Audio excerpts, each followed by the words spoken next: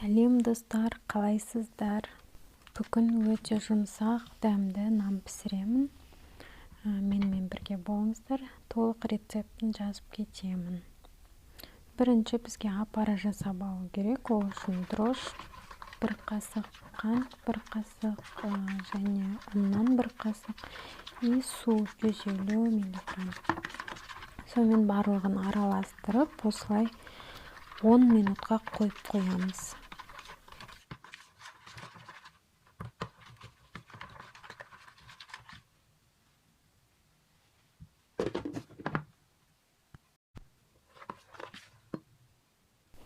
Міне біздің апара дайын болды, осылай көтеріледі. Сосын май құямыз, 160 грамм, оны бірінші ертіп аламыз.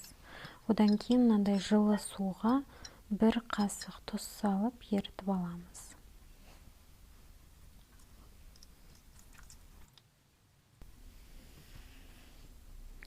Жылы сүт құямыз. Су да сүт те жып-жылы болу керек. Осылай араластырып, үстіне ұн саламыз. Ұн 800 граммдай болды.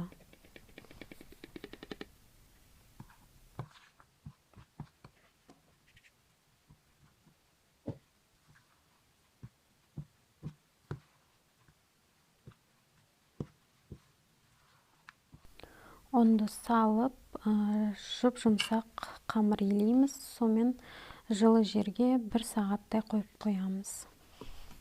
Міне менде уже дайын мынау қамыр 1 сағат тұрды. Сонымен қамырды алып 6 бөлікке немесе 3 бөлікке бөлсеңіздер болады, өздеріңіздің қалауыңыз бойынша.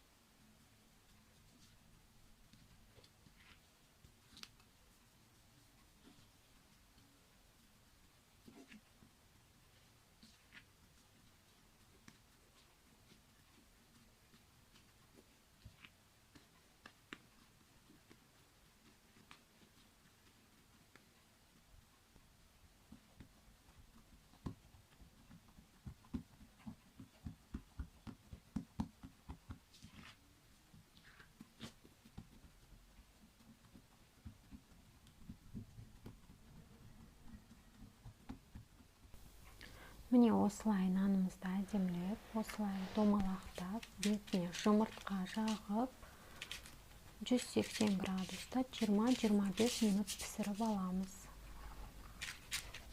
Осы рецепт сіздерге ұнаса, менің каналыма тіркеліп қойыңыздар.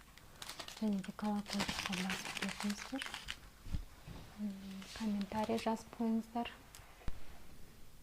Алдағы уақытта тағы да жаңа видеолар салатын боламын. Менімен бірге болыңыздар. Міне лепешкалар дайын. Ас болсын. Соңына дейін қарағандарыңыз үшін рахмет. Өте жұмсақ, әдемі болып пісті. Жасап көріңіздер.